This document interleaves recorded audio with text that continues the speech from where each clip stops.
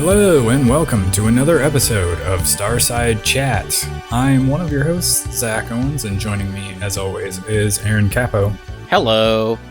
So, we've got some news to talk about. I don't want this to necessarily become the No Man's Sky podcast, but I have been playing a lot of No Man's Sky lately, so maybe we'll talk more about that. I know you've been playing Minecraft. Yes, so last week, we were texting about this. You were like, you should totally get into No Man's Sky because it's very similar in a lot of ways to Minecraft, and you love Minecraft. And I was like, man, I do love Minecraft. And so I started playing Minecraft again. Yeah, unfortunately, I wasn't able to tempt you to start playing No Man's Sky. I got you to go back to Minecraft. I'll talk a little bit about that, later in the podcast. But I've also been having some trials and tribulations, positive ones, in my Minecraft single-player world.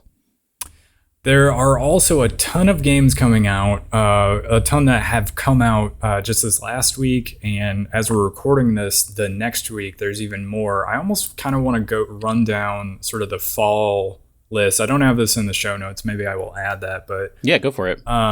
It's something we could do a little bit later on after we get through the news, just kind of to run down the fall release schedule for this year. We're getting down to it. It makes me nostalgic for the September that Destiny came out. Because I feel like there's always some interesting things that happen right at the end of August. And then it kind of starts the season for releases, and it's always a good time. Not to get too into our personal lives, but we used to work in a situation where we were going out and doing live sports stuff, and it was always it seemed to always coincide with a big Destiny release. And so you, me, and our other friend that played Destiny together would be wrapping up a sport event, and then the whole time I'd be thinking about how I was going to rush home and start playing the new Destiny content. The Taken King. Yeah, so I always think of that when I think of fall Destiny releases. But I'm going to say something. I don't know if it's controversial, but I think that Destiny 1 overall was better than Destiny 2.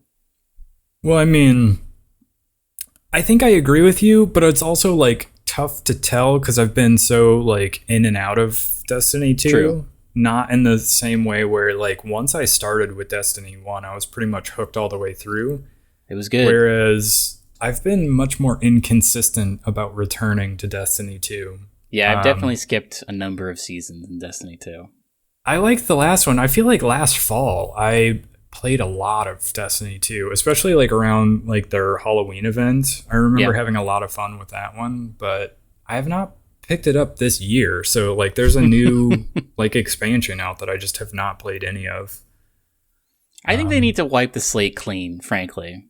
Yeah, I think if they did Destiny 3, that just made a new game entirely, I would probably come back to it and just see what it's all about. But Bungie, they say they're working on another IP. Bungie is. So I mean, they also said that Destiny was going to be a 10-year experience, and we're coming up on those 10 years.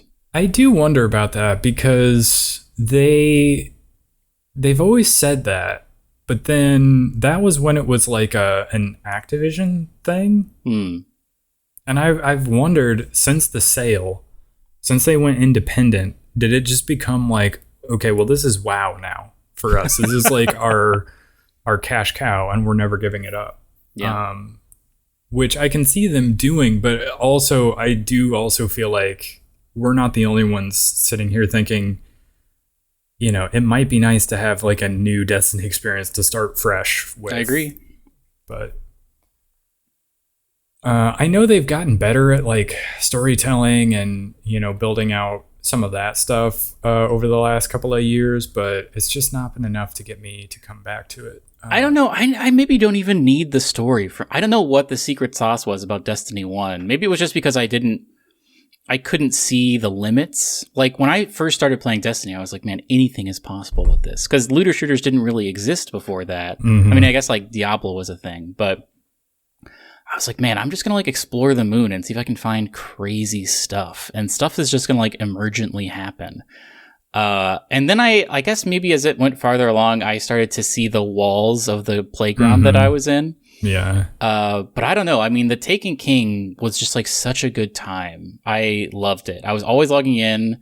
I got like, I remember getting Invective was like a big deal for me. And I got, what was that slug shotgun that you had to fight those brothers for? It was like the Tex Mechanica shotgun. Oh, yeah. I forget the name of it, but yeah, the like reload animation on it was awesome. That was great. There was like always a crazy meta there where things were destroying. Like I remember I got Thorn and it was like, it made multiplayer so easy. And then the last word also was just like super broken. The era of Destiny 1 where like PvP was just like run by those like top 2 or 3 hand cannons and like people with crazy range shotguns. Like that was, it was annoying because you couldn't use anything else. And so it was annoying in that sense. But like once you had one of those and you like sort of learned the play style of it, like it was very fun. And then it seems like every season they try to basically swap out whatever the dominant new thing is. So it's on like a rotation of like, okay, well now it's not hand cannons, now it's auto rifles or something like that. But it's, I mean, still looking back on it, it's very enticing to just like have a daily thing I could log into and like do bounties and explore a cool world. And that's why I was like interested in that Tower of Fantasy or even Genshin Impact. But the gameplay of those just did not entice me enough to want to play it. I like the idea of like an open, consistent world that you go to on a daily basis, but I don't know, for whatever reason, Destiny 2, I don't know, it just never captured what Destiny 1 captured for me. Well, some of my most fond memories definitely are like on Tuesday nights on the weekly reset, like jumping in with like you and Mike and just like running whatever the, weekly bounties were and it was great. All of that. I'm telling you, a reset. Well, I wonder if they'll do what WoW did, where years from now they'll be like, here's the original Destiny 1 in all of its glory, and you can play the original Destiny 1 as it was. Like similar to how they did that WoW Classic. Mm-hmm. People would love that for sure. I would be into it, yeah. I think there are still people that are still playing Destiny 1. There were some people, especially like the first couple of years of Destiny 2 that were like pretty rocky. Like I feel like there were a lot of people that were like, nah, it's not as good. And they just went back and they kept playing Destiny 1. Yeah. But I don't know what the situation is like there now. But anyway, that was not in the show notes. That was all bonus conversation. Extra stuff for our true fans. First up, we have the story about Embracer Group acquiring Lord of the Rings, The Hobbit, 7 game studios, and more. I feel like they're buying everything. Trying to compete with Sony and Microsoft, buying up everything. To be clear, these are just the game rights, so they don't own like the movie or like any sort of correct. Other... So the gaming rights to these franchises, and so they did get some of the studios like limited run games. They got Tripwire Interactive was one that stood out to me because that's the maker of Chivalry 2, which is a game I played quite a bit of last year. I mean, I don't know what this means for them other than your money is going to Embracer Group now instead of these individual things. But strange that they got Lord of the Rings and The Hobbit. I don't know what that means for that. What's his name? Gollum. I don't know what that means for the Gollum game. That's going to die on the vine, I feel like. Even if it does come out, it's just going to be a drop in the pond and no one... Oh, like, all it's going to be is a couple articles saying, like, why does this exist? And then it's going to stop. No one's going to play that. For sure. But I do wonder if it'll bring back that Shadow of Mordor series. Yeah. That was actually a pretty good series of games. And they had the Nemesis system. Yeah, the Nemesis system that I think everybody thought was going to be like, oh, this is the hot new like mechanic that is going to show up in every game. And then it just never did. So yeah, I wouldn't mind seeing that series come back. I never played the second one, but I liked the first one. I watched someone play a good amount of the first one. It wasn't like had a bunch of like famous celebrity voice actors in that. Like I remember, I think like Kumail Nanjiani was a voice of an orc that you could fight. I can see that. And he could be your nemesis. It was very funny to watch. That's awesome. Yeah. Strange to me that they bought Limited Run Games, which I guess maybe they produce their own games, but I think of Limited Run Games as just that like place you go online to buy like physical copies of indie games. But I guess like they're definitely flexing their muscles. Like I feel like anytime I have ever heard about Embracer Group, it's because of a crazy acquisition they just did. Yeah, for sure.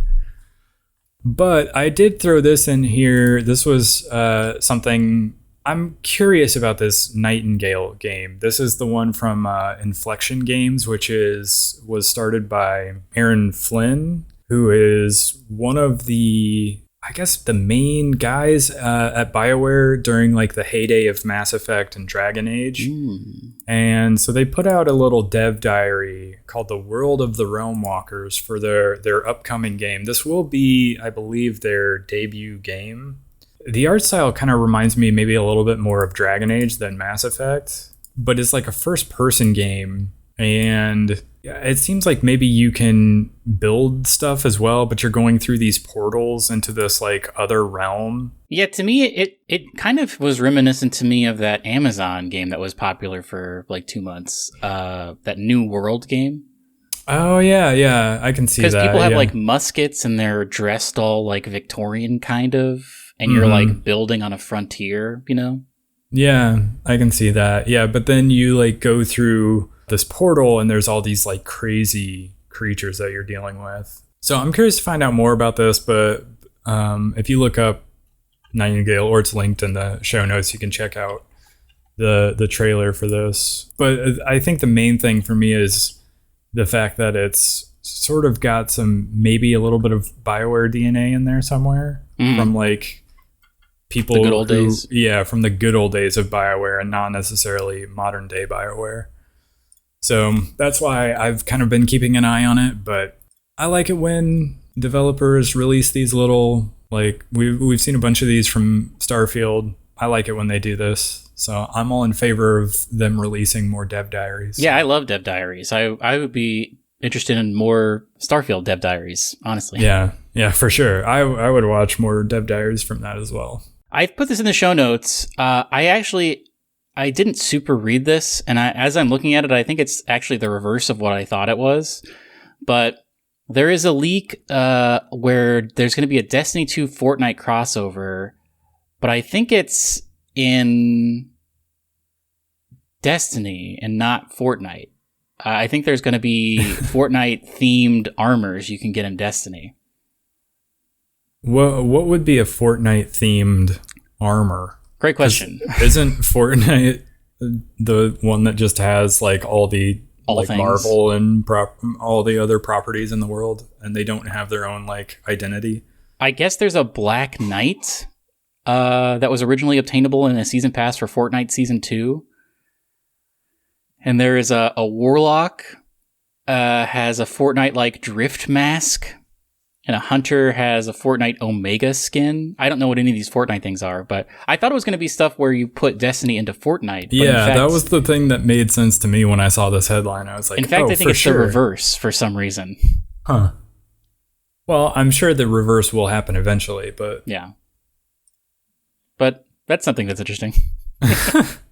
Yeah, last fall, we were talking about how I was playing a lot of Destiny 2 last fall, and one of the things that kept me going was for their Halloween event, they had a bunch of like fun skins for it. Like I got basically a Dracula skin for my Warlock, and yeah, so that's what kept me playing last fall, was just chasing some of those skins. So they're getting a little bit better and a little bit more Fortnite-like, and just like giving you a lot of like fun, interesting things unique, to chase, like customization options to chase. So yeah, I do like it for that. But speaking of being chased, zombies chase you. Zach, what do you think about Dead Island 2? I still don't know if I believe that this is coming out. Yeah, it's a kind of a Duke Nukem Forever type of thing, where it was announced and then nothing happened for a very long time. But I guess that Amazon posted something accidentally, There is a Dead Island 2 Day 1 edition that there's like some screenshots, and supposedly it's going to launch on February 3rd, 2023. But I don't know. I think it got taken down now, but there's like a little summary as well of like what the gameplay will be like. I don't know. I played entirely through Dead Island 1 with two of my friends just because the co-op was so weird and janky. Yeah. We could just like get into cars and drive them off cliffs and like ragdoll out and still be fine. It was a very fun co-op experience for sure. Yeah, it was a great co-op experience. And this one is supposedly, this is saying that there's going to be 8-person co-op, which seems insane.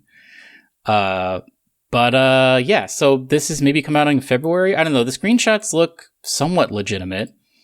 So if it's like a fake thing, they did a really good job of faking stuff. But this is, I guess, still happening. And actually, not to skip ahead, but maybe this will be something we see at Gamescom this week. Yeah, because I was wondering, like, if it's coming up in February, like, you would think we'd see something, like some sort of, you know... I think, was it at the Game Awards? Or not the Game Awards. Jeff Keighley's, like, whatever it is, Summer Games Fest opening night. Was that the one where they had the fake Dead Island 2 tease? Yeah. And where he's hosting like Gamescom on Tuesday, so wouldn't it be crazy if they had another thing that we thought was going to be Goat Simulator, but then it was actually Dead Island 2?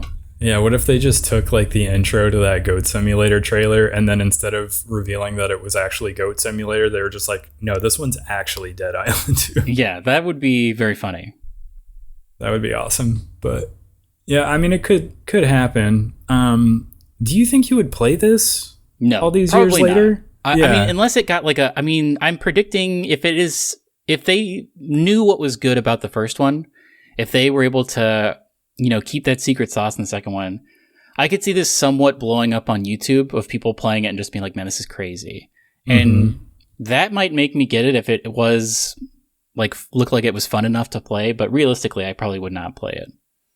Yeah, I'm not, well, and some of that for me is just like I've been zombied out for years where like the first one hit at a time where I was not like just over the whole zombie thing. And so I was playing it and I had a lot of fun with it. But if they had released Dead Island 2 like within like a couple years after that first one, I might have been on board for it. But like at this point, I don't know, I might be out. But I think I guess it's cool that it's still happening.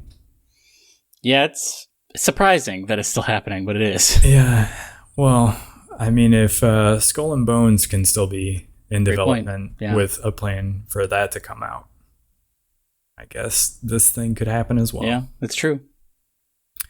But there have been some delays. I put in the show notes a delay for High on Life. Do you remember this game? Yes, and that is confirmed to be one of the games that's going to be showcased at Gamescom on Tuesday.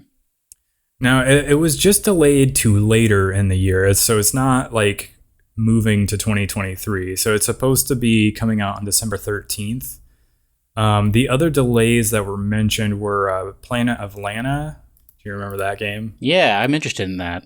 I'm interested in it as well. It got pushed back to spring 2023.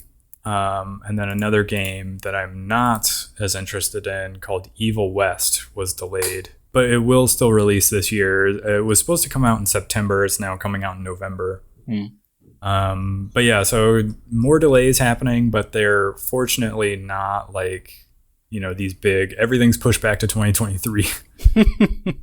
But yeah, that High on Life game I thought looked pretty cool. I will play that, I think. I played, I don't have a PSVR or anything like that, but I played the 2D version of that Trover Saves the Universe, and I had a lot of fun with it.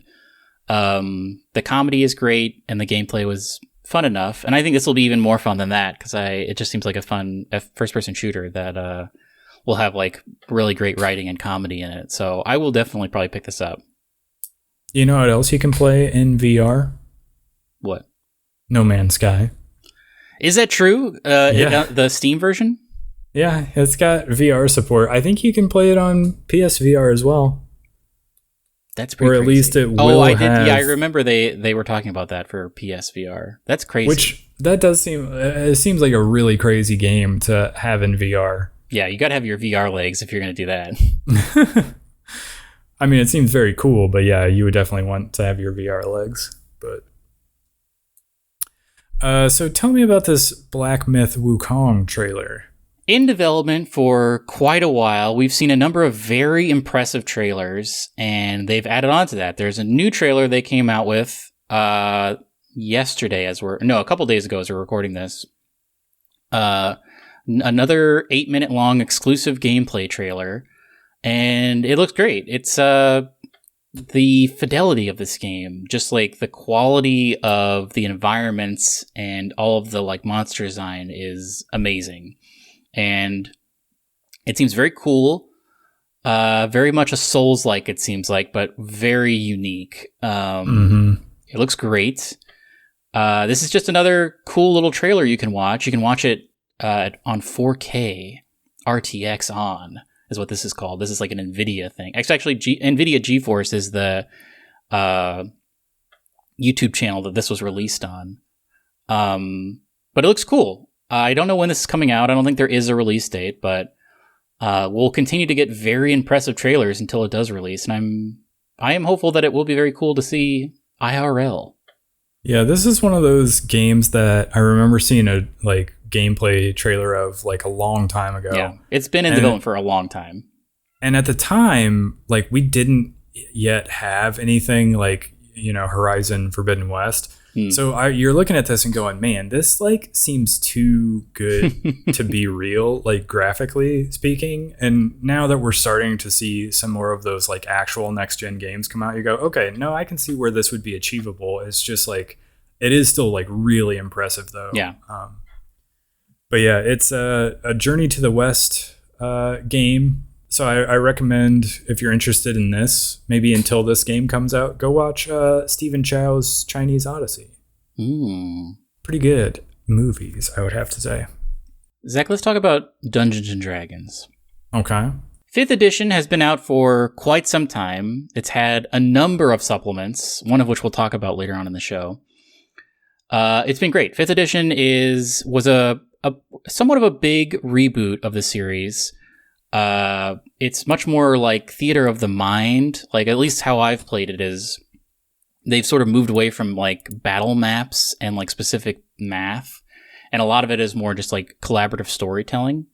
And it's been great. 5th edition is pretty much the only one I've ever played. I briefly played 4th edition, and it kind of turned me off just by how much math you have to do constantly. And people are really into Pathfinder as well. But the time has come for what we thought was going to be called 6th edition, but in fact, it's now called 1D&D. And very similar to 5th edition, when 5th edition was coming out, they were like, we need feedback from the fans. We're going to do a number of playtests. We're going to take that feedback. We're going to digest it and then, build that into the game. I remember when 5th edition was coming out, there was a bunch of free PDFs you could just like take a look at. There's like a starter pack that you could play and then submit feedback. And that's what they're doing this time. 1D&D is going to come out. I believe they're targeting 2024, but there's a launch now of the first starter pack where we can start to give feedback. And over the course of the next 2 years, we'll, give feedback. They'll put out more material. And then when the 1.0 launch happens, it'll be like, by the people, for the people. In addition to that, they are changing some more things. Currently, to play D&D online, which is I think what a majority of people probably do, especially during the pandemic, you sort of had to cobble it together. Like I use Roll20 for our like virtual battle map / like play area. And like that has incorporated like games, but you have to buy the books like on Roll20. They're like separate from other things. Wizards of the Coast bought D&D Beyond, which is like an online platform. And so they're saying now that they're going to do something they've always wanted to do, which is bundles. So like when you buy the book, you'll also get a digital version of the book. that you can incorporate into the other pillar of this. And the other pillar of it is they're making their own virtual tabletop simulator that I have mixed feelings about, but it is happening. It's being made in Unreal Engine 5. So it's all going to be one thing. You can have the books, you can have the online books, you can have their own virtual tabletop, a way to track your characters. It's going to be all integrated, top-down synergy. And the adventure begins today. So if you want to download the playtest for 1D&D, it's just a very early talking about like how backgrounds are currently and adding a new race, or I guess like maybe changing a race around. But they say it's going to be backwards compatible with 5th edition, and I think it kind of will be, but I think they are going to redo a bunch of things, which I'm excited about.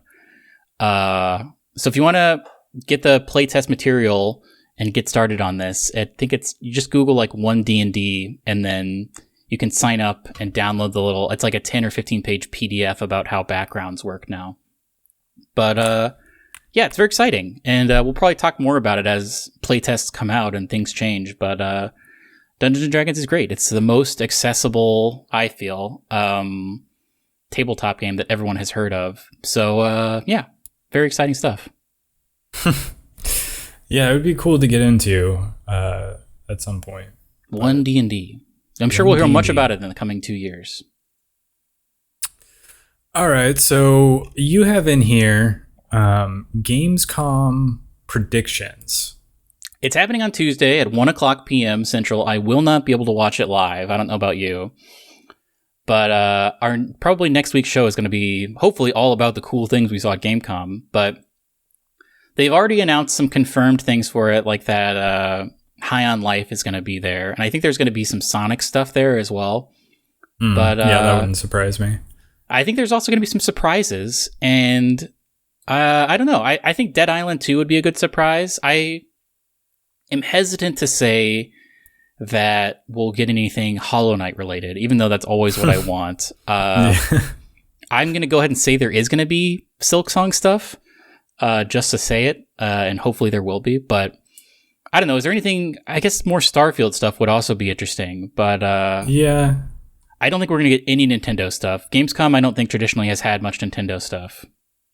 Yeah, it's tough because we're still in a weird situation where there's a lot of stuff that's been like pushed back to next year. So like we kind of already have seen a lot of something like Starfield like ahead of release.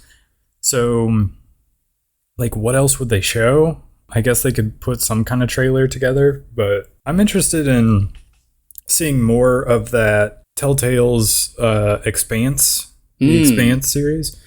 Because that's just to run it down very quickly. Keeley has confirmed the following things are going to be talked about: the Outlast Trials, I don't know what that is, Gotham Knights, High on Life, that Honkai Star Rail thing by the people who made Genshin Impact, the like weird space railroad game. We're going to see some stuff about that, which I'm kind of interested in. Hogwarts Legacy, the Callisto Protocol, the Expanse, the Telltale series, Dying Light 2, Bloody Ties DLC, I don't know what that is, Sonic Frontiers, Return to Monkey Island, and Ghost Simulator 3, plus a new game by the Subnautica developers. Interesting.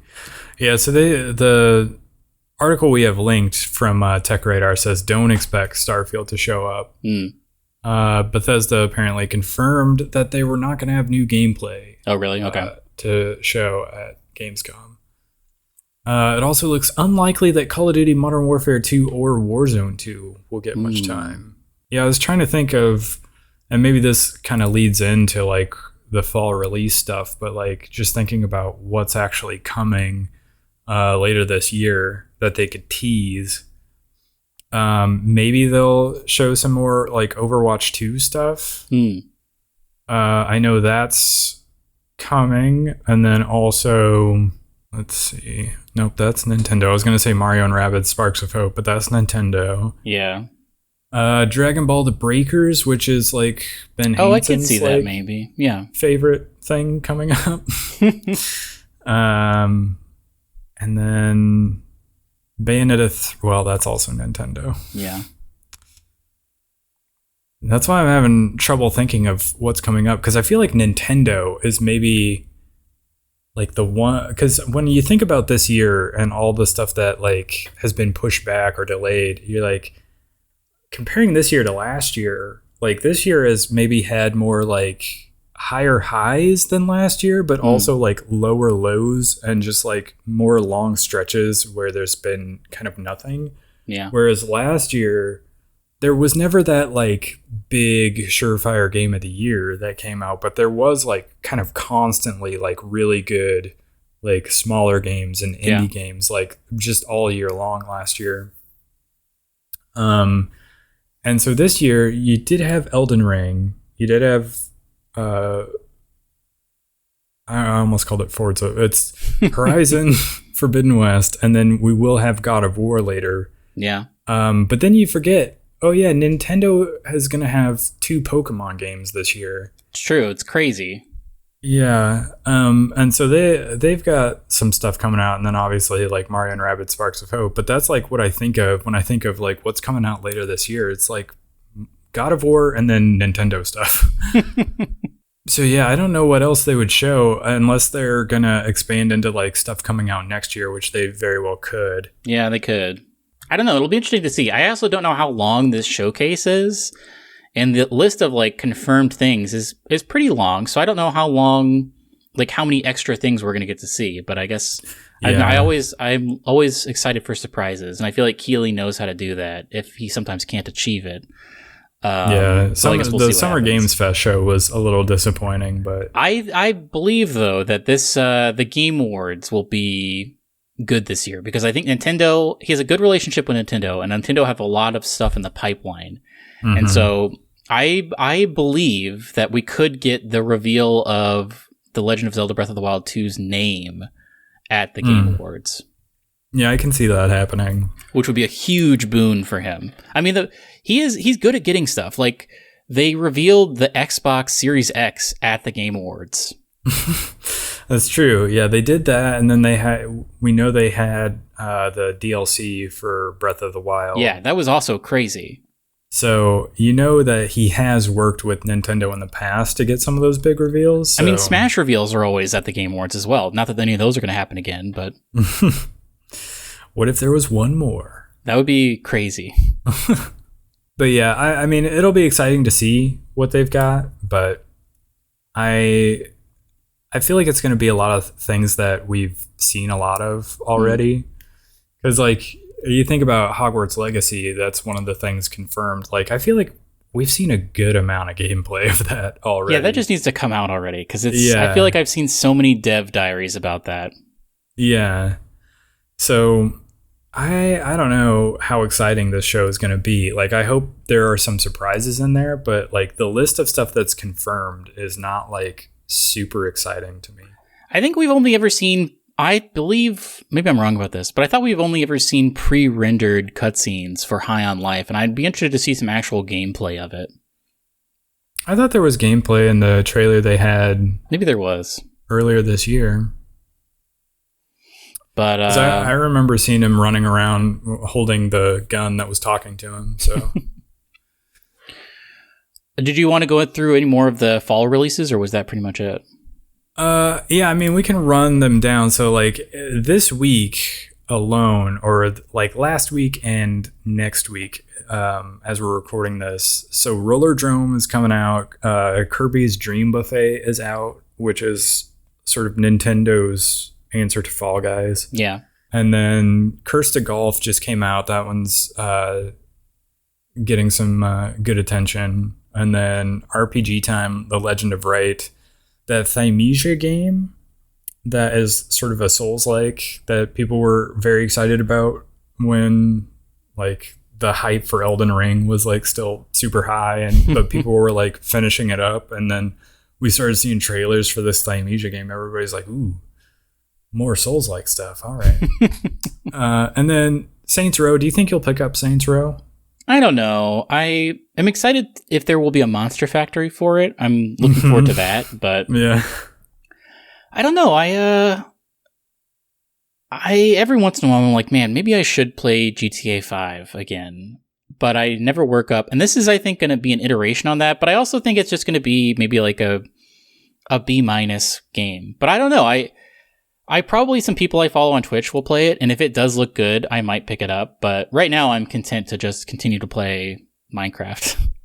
Yeah, I was gonna say at the moment I'm still so into No Man's Sky that I don't think I'm gonna pick this up, but I will watch some of it. Yeah. And if it looks good, if it seems fun, maybe I will pick it up. But we'll have to wait and see. And then in September, that Steel Rising game is coming out. And then Splatoon 3 is a big one for Nintendo, even though we don't particularly care about it. Yeah. Let's see what else is on here. Tunic is coming to PlayStation 4 and 5. I've already played that this year. That Valkyrie Elysium game, that seemed somewhat interesting. This is like from a series that I have not played any of the previous games, but people were into it when that was revealed. And then in October, Overwatch 2 is coming out. I probably will play that. I'm curious to see, because it comes out in October, and October is always like their Halloween event. And just about every year I will jump back in to play like some of the arcade stuff during that. Is it launching with the PvE stuff, or did they delay the PvE stuff? Well, I thought basically the PvE stuff was really the point of Overwatch 2. So that's what I thought too. I imagine if they're launching Overwatch 2 that would be there, but maybe you would hope so. Maybe, I don't know. But either way, I'm curious to see what their Halloween event will be like this year, with Overwatch 2 having just launched that same month. So I will probably check that out. No Man's Sky, speaking of games I'm playing, is coming out on the Switch on October 7th. That's crazy. But I believe I heard that the Switch version will be like no multiplayer. That makes sense to me, because I mean, to get that game running on the Switch is going to be a feat of engineering. Yeah, it will be quite a feat to get that game running, but I mean, I'll just play it on the Steam Deck, which, But I think it's cool that it's coming to the Switch as well. I think it's also getting like an official like PS5. An upgrade? I think maybe the upgrade's already there. It's just like getting an actual like PS5 physical release, maybe. I think I saw that. Then of course, Dragon Ball: The Breakers, we talked about that. A Plague Tale Requiem. I played A Plague Tale Innocence earlier this year and liked it quite a bit. So I may, especially if that's on Game Pass, which I feel like it will be, I may try to play through that. And then, although all of this stuff is like hitting back to back to back. So Mario and Rabbids Sparks of Hope comes out on October 20th. I'll pick that up, yeah. I would rather play that, I think, than Plague Tale, but maybe I'll end up waiting on Plague Tale. And then like a day later, Persona 5 Royal comes out on everything. Ooh. So you're going to have to make a choice. Do you want to play Mario and Rabbids, or do you want to play Persona 5 Royal? Yeah, that's actually a difficult choice, yeah. And then I don't care about Gotham Knights, but that comes out on October 25th. Yeah. Bayonetta 3 comes out on October 28th. Ooh. Call of Duty Modern Warfare 2 comes out on October 28th. And then in November, we've got Skull and Bones. Whoa. On November 8th. A bombshell. God of War Ragnarok on November 9th. And Goat Simulator 3, November 17th. The new Pokemon Scarlet and Violet coming out November 18th. And in December, Callisto Protocol and High on Life. Are you going to pick up that Callisto Protocol? I don't know. I'm not like super into like horror games, but I do sort of want to play the remake of Dead Space. Yeah, that looks interesting to me. But I don't know about Callisto Protocol. It's basically Dead Space, but it's not true. Dead Space. It was very gross. Like the stuff they showed for Callisto Protocol was definitely like super gross. Yeah, I don't love gross games either, so... But maybe I will watch somebody play it. But yeah, so there's a lot of stuff still coming out this year. Like I was thinking about it this year, comparing it to last year. I talked a little bit about that already, but like there's still quite a bit of stuff coming up this fall. So, and like it's weird to me that like one of the games I'm most excited to play later this year is a game that's been out for years, but like Persona 5 Royal is one of the things I'm looking forward to most. I am definitely going to pick that up on Switch and check it out. Yeah. And of course, I'm playing a ton of No Man's Sky, which maybe we can transition to what we're playing and watching. But let's do it. Yeah. How's it been going? If you have an S-class freighter? I don't. Well, I'm working on saving up. So like they're very expensive to get like an S-class freighter. But I have to say, like the most recent big update they did was the endurance update. And it basically revamped like building on your freighter. Mm-hmm. And because it was all about like the freighter, like that update, the expedition that they added, which is like their sort of seasonal content that they do, where you can like basically it gives you a new save, and it puts everybody in like the same section of the galaxy. And so you see everybody else like running around at the same time. It's kind of the only time that No Man's Sky starts feeling a little bit like an MMO. Mm-hmm. And yeah, so they made their expedition all about the freighter. So you actually start on a freighter and it's like, hey, you're in charge of this freighter. Let's build it out and let's like go around and do stuff. And they even like sort of limited your starship, so you can't actually warp from system to system in your starship. You have to use the freighter for that. But I actually ended up really liking that play style of like treating your freighter kind of like your Starship Enterprise, where you do all of your movement around the galaxy in the big ship, and then when you're ready to like go down to a planet, you just jump into your little starship and just fly down kind of like a shuttle. That sounds very cool. Yeah, it was a lot of fun actually, and it like taught me a lot about using the freighter, because I actually, since I am recently coming back to it for the first time since launch, I didn't actually know how the freighters really worked. And so I feel like I learned a lot about how to use them and how great they are in terms of like just having the resource of having a freighter available to you. Like, what's good about it? So for one, it expands your inventory in a huge way, because you now not only have your exosuit inventory and your starship's inventory, but you also have a freighter which you can build like extra cargo space on. And so you basically expand your inventory space in a huge way, but also it like gives you all the benefits of having like a base or an outpost where you're building stuff that you can use for crafting or for gathering or for basically anything. But it's like a portable base that you just take around the galaxy with you, so you don't have to like constantly be using those portals to go back to a base that you made on a planet in like a previous system. Mm-hmm. You can just have that with you at all times, and you can just like call it in and fly to it and do everything you need to do. And I have learned methods of like farming for the different currencies in the game. Mm-hmm.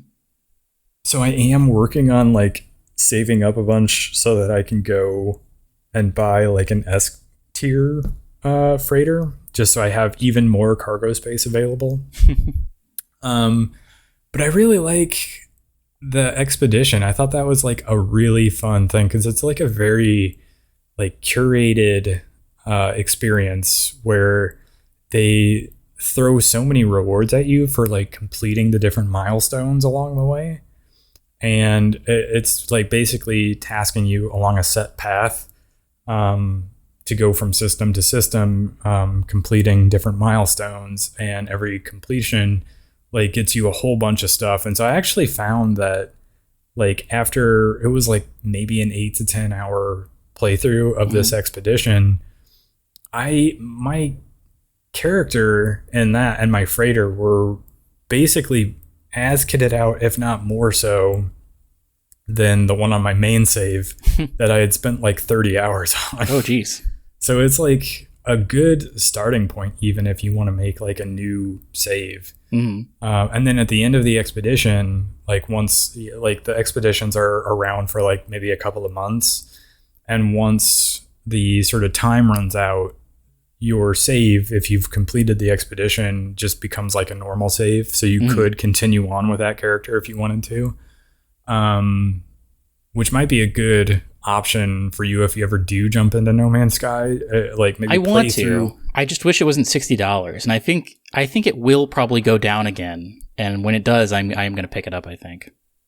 Yeah, I don't know about with Steam, because I feel like sales on Steam just happen all the time and you just never kind of know. Well, it's on my wish list now, so I should get an email the next time it goes down. Yeah, well, and I was just thinking, because it was just on sale, so I don't know like how soon it'll go on sale again, but then also it's like launching again on other platforms in October, so I don't know if it'll be on sale as it's also launching on new platforms. But good question. So I don't know about that, but there again, like Steam is kind of a wild card where stuff just goes on sale all the time. But yeah, I would say if you pick it up, like maybe run through like the first couple hours to get through some of the introduction stuff to kind of learn how things work, and then just jump into the expedition, play through that, and get yourself like a really well kitted out character that has a lot of the blueprints already unlocked and has like a lot of money and all of that to work with, and then just continue on from there.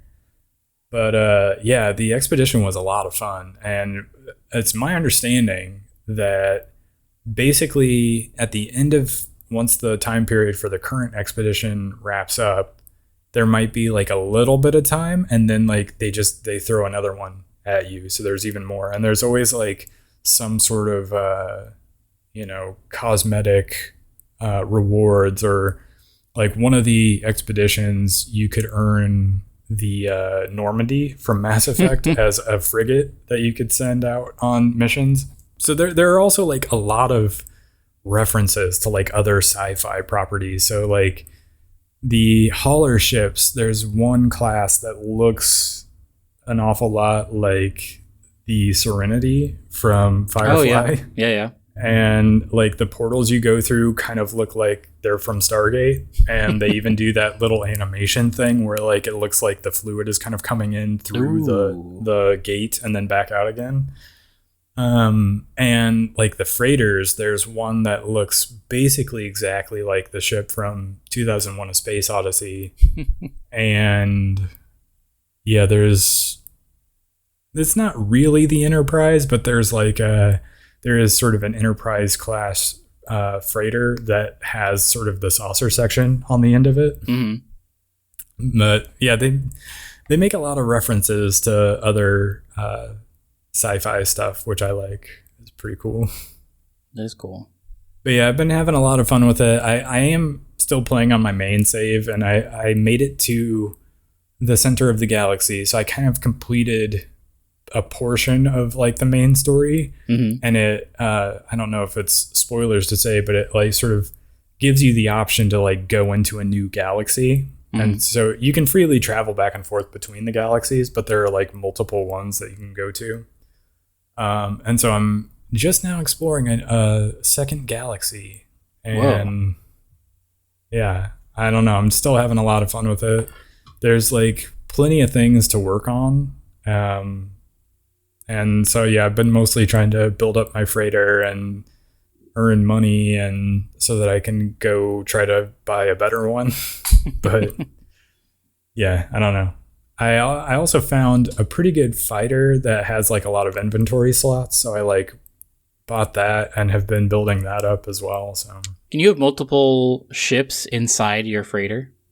Yeah, so you can have up to 6 ships that you own at any one time, and I think they all just appear in your freighter. And so you can just run to the one of the other ones and use that one for a while and then come back in and swap to a different one. That sounds very cool. It is very cool.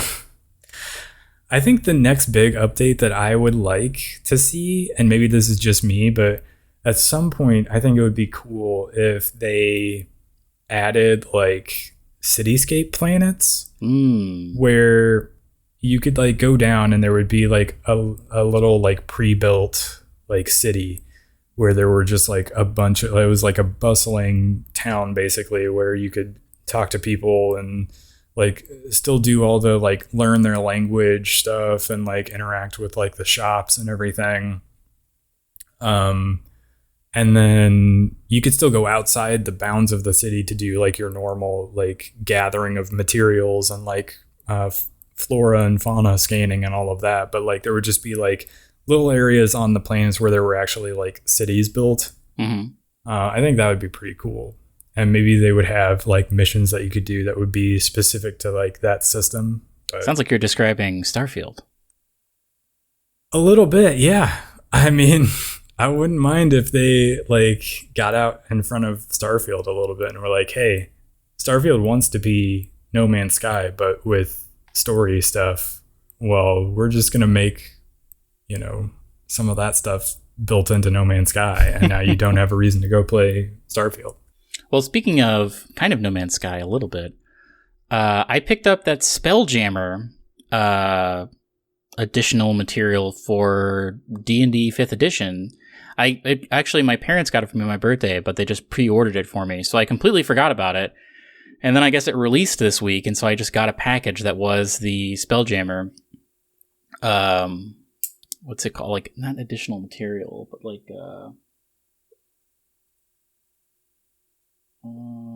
what do you call... I said it earlier in the podcast. It's just like an extra book. There's a word for it. Supplement. Okay. And it's pretty cool. SpellJammer came out a long time ago in like the 70s or 80s when someone was like, hey, Dungeons & Dragons is cool, but what if it was in space? And so basically it is just like an extension of the D&D universe where like solar systems, it's a weird way to think about it. But like solar systems in D&D are in these like spheres almost that are called wild space. And so similar to our world where if you go out of the Earth's atmosphere, there's like no oxygen or whatever. But Dungeons & Dragons posits that if you go far enough, you'll leave the wild space. They call it wild space, these spheres, and reach the astral space, the astral sea, rather. And in there, you can live forever. You don't need to eat or breathe. You never get hungry or thirsty. And you can kind of just go wherever you want through the power of your mind. And it's like this big astral ocean, and within which kind of are like bobbing, like kind of like, as corks in an ocean, are these little wild space zones, which is basically the multiverse. So like there is a wild space for the Forgotten Realms. There's one for like Eberron. Basically, it's a way to connect them all. But the way you do that is with a SpellJammer, which is like a ship that can fly into space. And so it came with a bunch of like 3 books, basically. There's one that kind of gives you the lore of SpellJammer, and then there's like a bestiary kind of with some like encounters that you might have. And then there's a little campaign, and it also came with a little like Dungeon Master screen, which is cool. But they added some new races and new classes, so it's pretty cool. I've just been reading it right now. I haven't actually played it, but I've been checking that out. And then also, I've been playing a lot of Minecraft, I gotta say. The 1.19 update is very cool. The last time I played it was maybe like 1.17, so I skipped over 18. But it's very cool. I found a very cool... The world generation in this update is just insane. Like, they have added so many... You come upon so many very interesting... like chasms and just interesting. The biomes are 3-dimensional now. It used to be that biomes were only on like the XZ plane, but now there's a Y to biomes. So you get these like really cool, like cave generation is just insane now. And I'm excited. I am playing. I downloaded Optifine, which makes it so you can have shaders, and so my Minecraft world looks very beautiful. And I think I might actually try to play for the first time and beat the game, beat the Ender Dragon, and see credits. But right now I'm just having a good time building out my base and doing some light exploration. But Minecraft is still great. And yeah, so that's what I've been doing. Is it like once the credits roll, you just like go back into your world and you can do more building? Yeah, so like when you beat the Ender Dragon, you get access to the end. You can go back whenever you want. And you also get an Elytra. And Elytra is like a kind of like a hang glider almost. So that really opens up, especially with this world generation where mountains and like mountainous terrain are much cooler to look at. Yeah, like having a hang glider really changes a lot about the game, I think. I just cheated one in so I could have one as I'm playing around, and it's very cool. But yeah, I mean, there's special blocks you can only get in the end, and there's like special materials that you can use for crafting. So once you beat the End Dragon, I think you also can get a dragon egg that you do something with, but it's very cool. I've only ever been to the end once, and I didn't beat the End Dragon. I just like stopped playing because it was too difficult for me. But I might actually do it this time, and if that's the case, it'll be a very exciting time. I'm thinking we should do like exchanging videos where like you show me around Minecraft and I show you around No Man's Sky. I would love to do that, actually. That would be very cool. That'd be a lot of fun. I think we should set that up and do that soon. But yeah, do you have any parting wisdom for us today? You know, when it's hot outside, you gotta stay inside. I agree with that. We were talking about that before we started recording. We used to have to do live sports outside all the time, and it was somewhat miserable. But good to be inside during the summer, I gotta say. It is very good. I mean, we live in the Midwest where it is horribly hot and humid during the summers and like horribly cold and like with frigid temperatures outside. The worst in the of winter. both worlds. So we spend a lot of time inside, and unless it's spring or fall, in which case it's very pleasant to be outside. I think this might be like the third time that my parting wisdom has been some variation on stay inside. Well, it's been hot for most of the country the last few weeks, so that's been good advice for most everybody else. It's actually been not too bad here for the last couple of weeks. August has been a little bit unseasonably cool. Like, it's still not like, you know, super cool and comfortable. Like, the middle of the day does still get like a little bit more warm, but like, I don't know, you start the day in like the 60s. Yeah. Which is not too bad at all. Not bad at all.